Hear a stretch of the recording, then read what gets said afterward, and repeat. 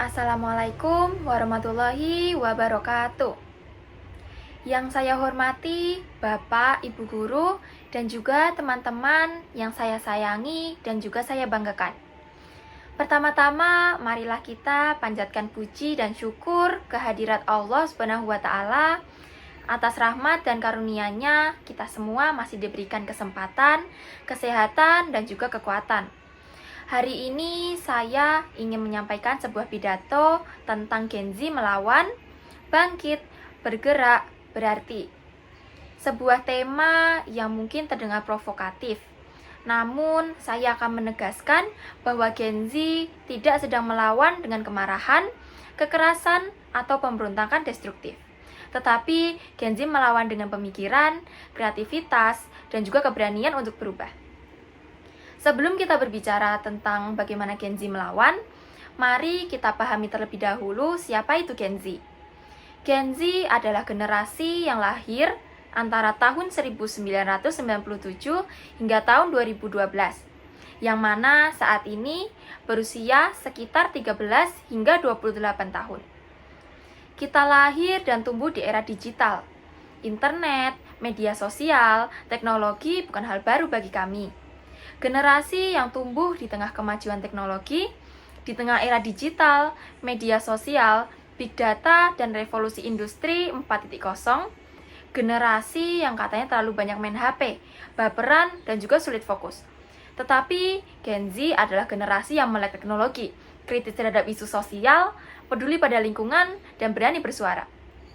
Kita bukan generasi yang hanya diam di balik layar, tetapi generasi yang siap melawan ketidakadilan, melawan kebodohan, melawan kemunduran, dan juga melawan apatisme. Mari kita lihat lebih dalam apa yang sedang diperjuangkan Gen Z hari ini. Generasi muda hari ini hidup di dunia yang penuh tantangan, dan inilah yang sedang dilawan oleh Gen Z. Yang pertama, Gen Z melawan ketidakadilan. Gen Z tidak tinggal diam ketika melihat ketimpangan sosial. Mereka bicara soal kesetaraan gender, hak asasi manusia, hak disabilitas, dan juga keadilan ekonomi. Kita lihat Gen Z turun ke jalanan, membuat petisi online, membuat konten edukatif untuk menyuarakan keadilan. Yang kedua, Gen Z melawan hoax dan disinformasi. Di tengah banjir informasi, Gen Z justru belajar berpikir kritis. Mereka tidak mudah percaya, mereka memverifikasi. Mereka melawan kebohongan dengan data dan melawan manipulasi dengan literasi. Yang ketiga, Gen Z melawan kerusakan lingkungan. Krisis iklim bukanlah masalah masa depan, tetapi masa kini. Dan Gen Z tahu itu. Mereka mengampanyekan pengurangan sampah, energi terbarukan, gaya hidup berkelanjutan. Mereka tidak hanya bicara, tapi mereka juga bertindak. Yang keempat, Gen Z melawan budaya malas dan apatis. Gen Z mulai menciptakan gerakan-gerakan produktif. Mereka membangun komunitas, startup sosial, dan usaha mikro. Mereka belajar mandiri, belajar dari YouTube, dari podcast, bahkan dari pengalaman langsung, dan bukan hanya dari kelas. Yang kelima, Gen Z melawan ketertinggalan dan kebodohan digital. Di tengah ketimpangan akses, Gen Z justru membuka jalan. Banyak dari mereka yang belajar coding, desain, dan bahasa asing secara otodidak. Mereka tidak hanya ingin menjadi pengguna teknologi, tetapi ingin menjadi pencipta inovasi. Kenapa Gen Z bisa dan harus melawan? Karena kita mempunyai 3 modal utama, yaitu energi. Kita masih muda, kita punya semangat, waktu, tenaga, dan juga kreativitas. Jangan biarkan energi kita habis untuk hal-hal yang tidak bermanfaat. Salurkan untuk berkarya, berorganisasi, dan juga menginspirasi. Yang kedua, teknologi. Kita digital native. Kita lahir dan besar bersama internet. Gunakan media sosial bukan hanya untuk eksistensi diri, tetapi untuk advokasi, edukasi, dan mobilisasi gerakan sosial. Yang ketiga, empati. Gen Z adalah generasi yang lebih peduli. Kita banyak yang menjadi relawan, peduli isu gender, lingkungan, disabilitas, dan juga mental health. Lalu, apa senjata Gen Z dalam perjuangan mereka? Yang pertama, ada media sosial. Instagram, TikTok, Twitter, dan YouTube bukan hanya tempat hiburan.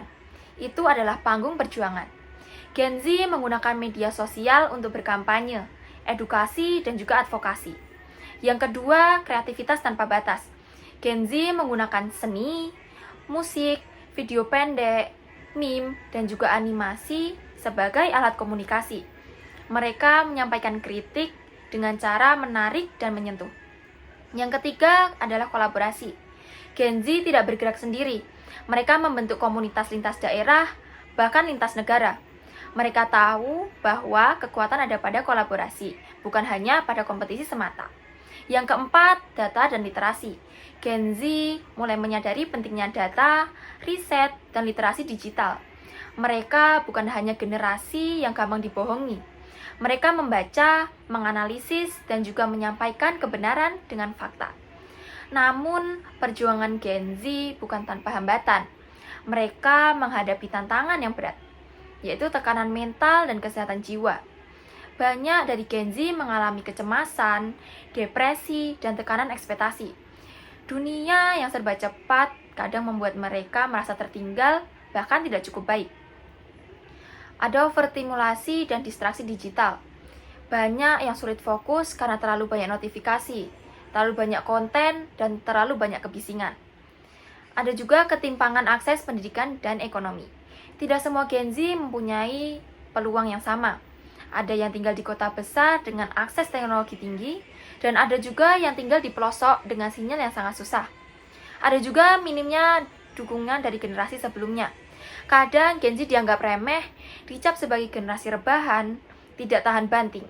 Padahal mereka hanya menghadapi tantangan yang berbeda. Gen Z itu tidak butuh dikasihani. Mereka itu butuh dipahami dan diberdayakan. Mereka itu butuh ruang untuk berbicara, bukan untuk dibungkam. Mereka itu butuh kesempatan, bukan hanya sekedar nasihat. Mereka itu butuh kepercayaan, bukan keraguan. Mereka butuh pendampingan, bukan penghakiman. Mereka bukan generasi yang lemah. Mereka adalah generasi penyala. Yang melawan bukan untuk menghancurkan, tetapi untuk membangun. Yang melawan bukan karena benci, tetapi karena cinta pada masa depan. Kita bukan generasi pemarah, kita adalah generasi pemikir. Kita melawan bukan dengan amarah, tapi dengan gagasan. Kita melawan bukan dengan kekerasan, tetapi dengan narasi, gerakan, dan juga inspirasi. Kita bisa membuat perubahan lewat tulisan, seni, musik, aplikasi, edukasi, dan juga relawan. Pilih cara kita sendiri asal tujuannya satu, yaitu membuat dunia lebih adil dan layak untuk semua. Bung Karno pernah berkata, "Beri aku 10 pemuda, niscaya akan kuguncangkan dunia." Hari ini kita punya bukan hanya 10, tapi jutaan Gen Z di seluruh pelosok dunia. Dan kita tidak menunggu disuruh, kita tidak menunggu tua untuk peduli, kita mulai sekarang, kita melawan sekarang. Karena diam adalah kemunduran, karena pasrah adalah pengkhianatan terhadap masa depan, karena masa depan tidak ditunggu, tetapi masa depan itu dibentuk. Gen Z melawan bukan untuk merusak, tetapi untuk memperbaiki. Bukan untuk menyerang, tetapi untuk membangun. Bukan untuk menjadi musuh, tetapi menjadi harapan. Mari kita lawan kebodohan dengan ilmu, lawan ketidakadilan dengan keberanian, lawan krisis dengan solidaritas, dan lawan apatisme dengan partisipasi. Sekian dari saya. Wassalamualaikum warahmatullahi wabarakatuh.